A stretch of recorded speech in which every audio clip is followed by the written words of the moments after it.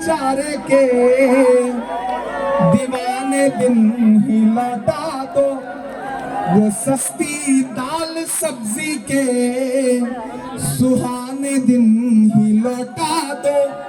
ये अच्छे दिन तो अंबानी अडानी को मुबारक हो, ये अच्छे दिन तो अंबानी अडानी को मुबारक हो।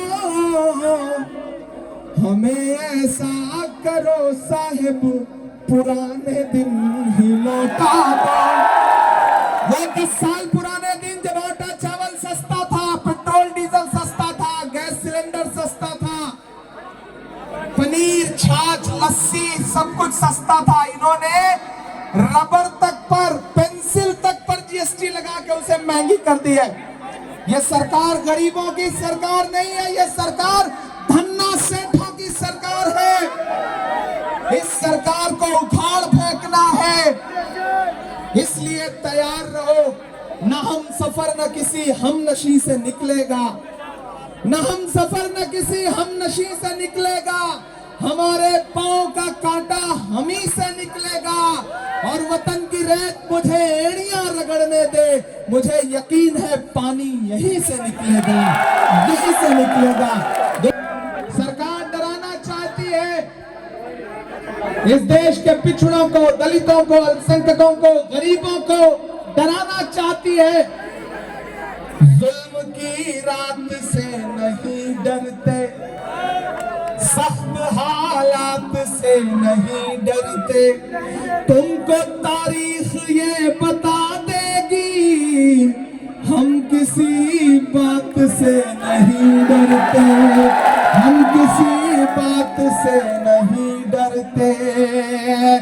वक्त के हाकिमों को चेहरे पर, वक्त के हाकिमों को चेहरे पर आईना हम दिखा के निकले हैं, नारे हक लगा के निकले हैं।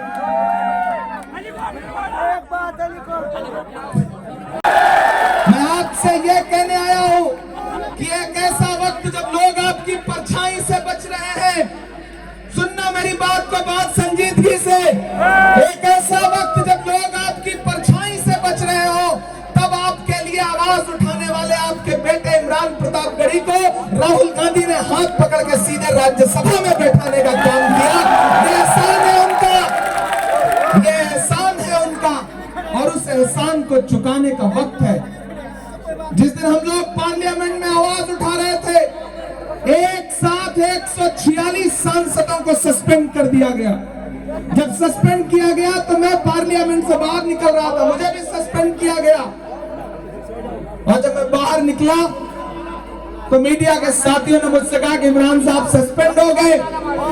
मैंने कहा इस दौर में सस्पेंड होना, इस दौर में किसी के ऊपर FIR होना इनाम है, तमगा है।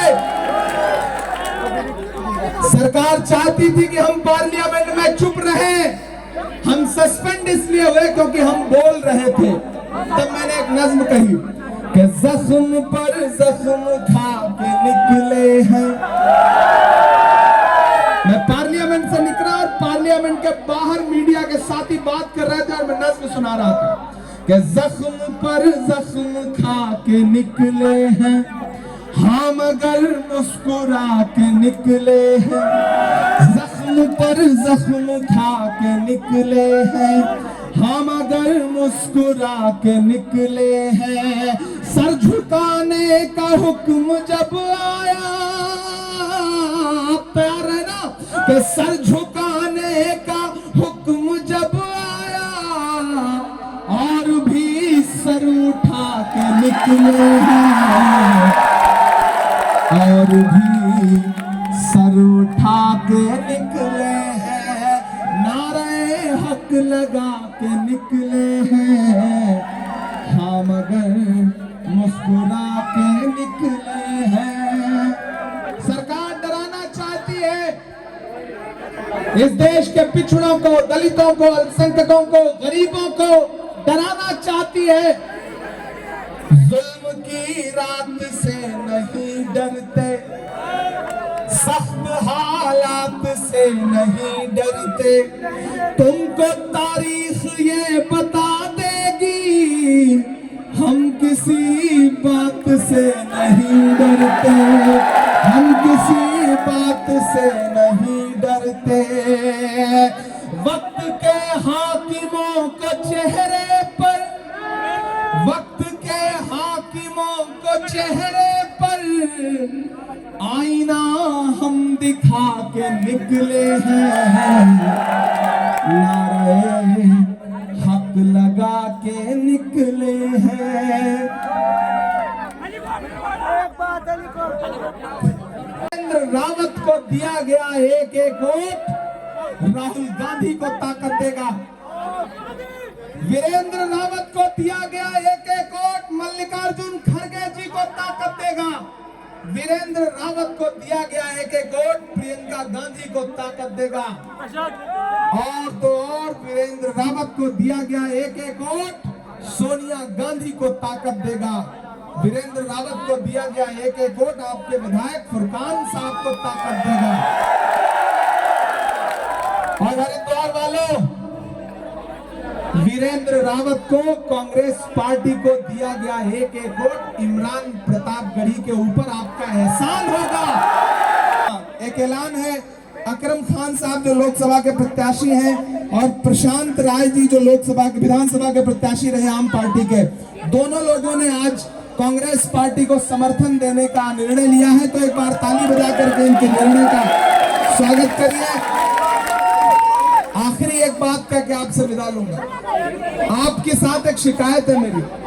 आप शाम को जब चाय की दुकान पे बैठते हो तो सरकार बना देते हो और बिगाड़ देते हो, लेकिन सुबह जब बूथ पे जाके वोट देना होता है ना तो सुकून से घर में रहते हो, सोचते हो एक वोट से क्या होगा। वीरेंद्र रावत तो जीत ही रहे हैं। नहीं, अहद करो कि घर का एक एक वोट खुद लेकर के जाओगे, क्योंकि ये जमहूरियत जो हमारे आंखों के सामने है, इसे बचाने की लड़ाई हम सब की है। हमारे साथी जिन्होंने आज कांग्रेस पार्टी को समर्थन देने का स्वागत किया है, निर्णय लिया है, उनका हम स्वागत करते हैं और आपसे इसी शब्द के साथ विदा लेते हैं। आप वीरेंद्र भाई को जिताइए। मैं आपका शुक्रिया अदा करने के लिए एक बार यहाँ फिर से आऊंगा 4 जून के बाद, ये मेरा वादा है, और आपको खूब सारी शायरी सुनाऊंगा। उस दिन आऊंगा, सिर्फ शायरी सुनाऊंगा, ये मेरा आपसे वादा है। बहुत शुक्रिया, बहुत बहुत। कांग्रेस पार्टी की लहर है और उत्तराखंड में भी कांग्रेस पार्टी सारी सीटों पे बहुत मजबूती के साथ लड़ रही है। नरेंद्र मोदी जी की केंद्र की सरकार और यहाँ की डबल इंजन की सरकार दोनों पूरी तरह विफल हैं। उत्तराखंड अंकिता भंडारी के लिए न्याय मांग रहा है और भारतीय जनता पार्टी की सरकार न्याय नहीं दे पा रही, इस वजह से जनता में बहुत गुस्सा है। क्या लगता है आपकी बार किस तरह का रुझान जनता का मिल रहा है? इंडिया अलायंस मजबूती के साथ देश में सरकार बनाने जा रहा है। भारतीय जनता पार्टी की सरकार जा रही है, जा रही है, जा रही है। 15 लाख के जुमले की तरह झूठा है। 15 लाख का जुमला जैसे दिया था वैसे ही वो नारा भी है। इंडिया अलायंस कितनी सीट ला पाएगी अब की बार? प्रचंड बहुमत के साथ सरकार बना रहा है। भाजपा 180 का आंकड़ा नहीं पार करेगी। हल्द्वानी को लेकर क्या कुछ कहेंगे?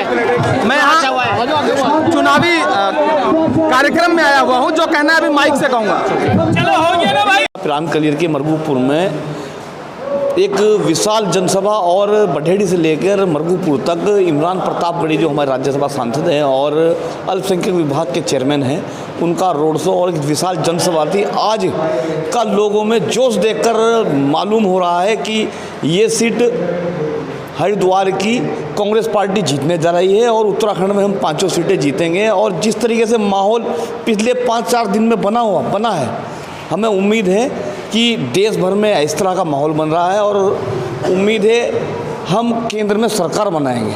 विपक्षी कोई बात नहीं, विपक्ष का काम तो बोलना है, जो बोलते हैं बोलने दीजिए। आज आप कुछ मौके पर मौजूद थे, लोगों का जोश और जुनून देखकर ही बनता है। क्या आप वहाँ मौजूद थे? आप कह सकते हैं कि चौथे नंबर पे जो बोल रहा है ना चौथे नंबर, वो खुद चौथे नंबर पे रहेंगे। किससे टक्कर मानते हैं? टक्कर तो बीजेपी, पूरे देश के अंदर बीजेपी और कांग्रेस का चुनाव है और तो कोई फाइट में ही नहीं है। कोई अगर कहता भी है कि मैं फाइट में हूँ, पूरे देश में बीजेपी और कांग्रेस का चुनाव है। अगर कोई बीच में अगर आता है, जिस दिन वोट खुलेंगे उस दिन जो लोग कहते हैं कि हमारी टक्कर है, उन्हें उस दिन 4 जून को देख लेना आप उनकी स्थिति क्या होने वाली है। आने वाले जब मतगणना होगी वो वोट ढूंढते फिरेंगे कि मेरे वोट गए कहाँ।